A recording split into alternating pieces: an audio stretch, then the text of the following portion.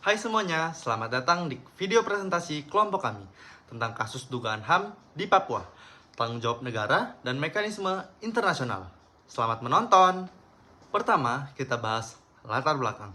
Situasi HAM di Papua sudah lama menjadi perhatian, baik nasional maupun internasional. Berbagai organisasi seperti Amnesty International, Human Rights Watch, sampai PBB sering melaporkan adanya dugaan penembakan warga sipil, penyiksaan dalam operasi keamanan, serta pembatasan akses jurnalis asing.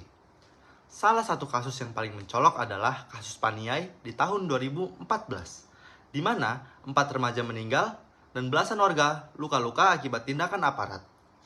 Komnas HAM menyatakan ini pelanggaran HAM berat, namun proses hukumnya berjalan sangat lambat. Secara teoritis, hukum internasional mewajibkan negara melakukan penyelidikan segera, independen, dan menyeluruh terhadap pelanggaran HAM berat. Jika negara tidak mampu atau tidak mau, mekanisme internasional dapat mengawasi atau bahkan turun tangan, seperti melalui UPR, pelapor khusus, atau komisi pencari fakta.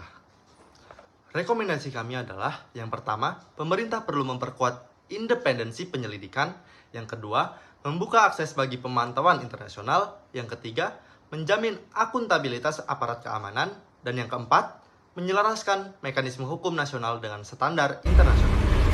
Selanjutnya kita masuk ke dalam teori hukum internasional, di mana yang seperti kita tahu bahwa teori hukum internasional itu terdapat 3, di mana yang pertama itu teori tanggung jawab negara, yang kedua itu teori realisme, dan yang ketiga itu teori konstruktivisme.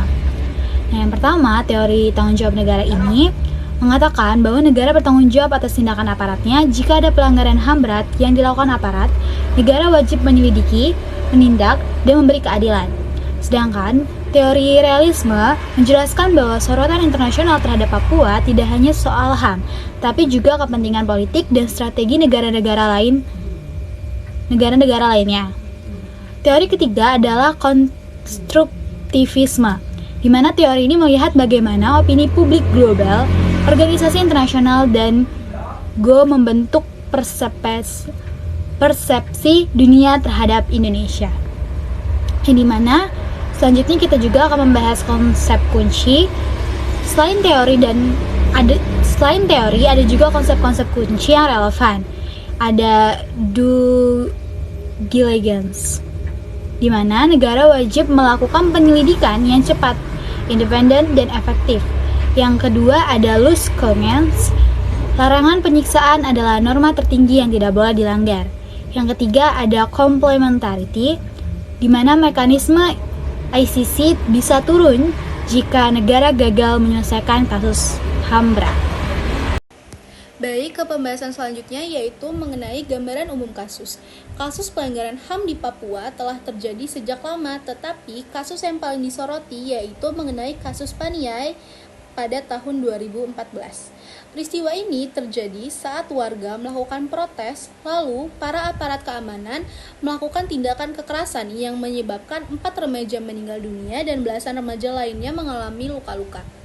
Menurut Komnas HAM, menyatakan kasus tersebut sebagai pelanggaran HAM berat dan kemudian kasus tersebut diserahkan kepada Kejaksaan Agung.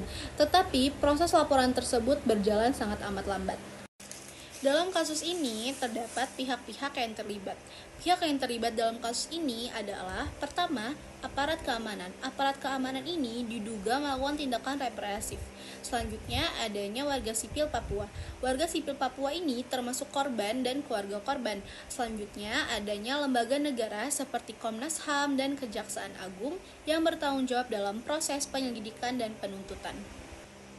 Jadi, secara keseluruhan, mekanisme internasional bisa digunakan, tetapi implementasinya terbatas karena hambatan politik, hukum, dan akses di lapangan.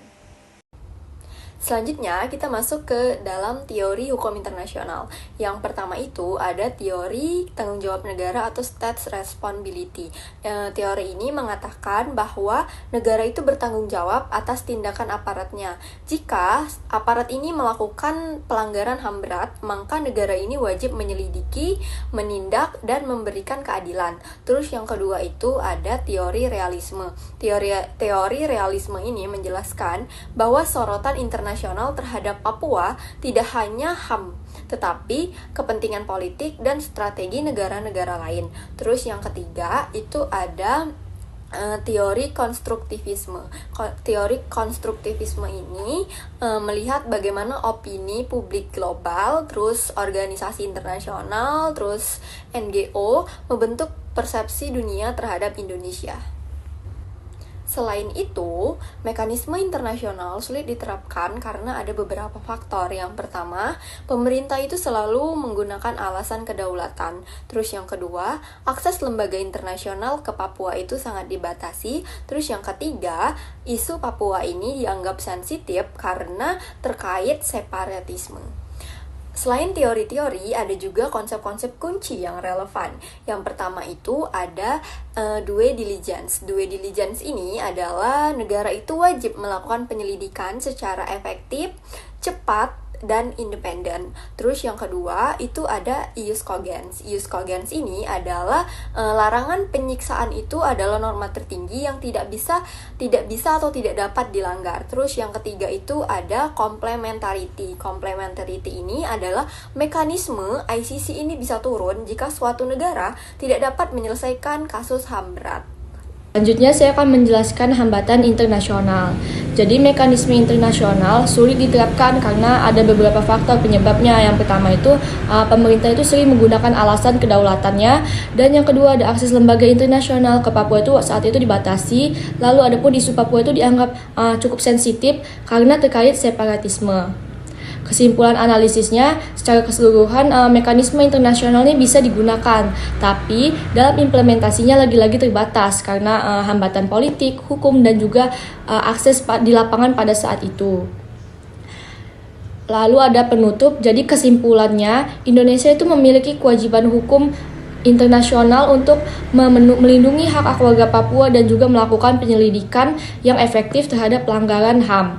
Namun, dalam implementasinya di lapangan itu masih belum memenuhi standar internasional.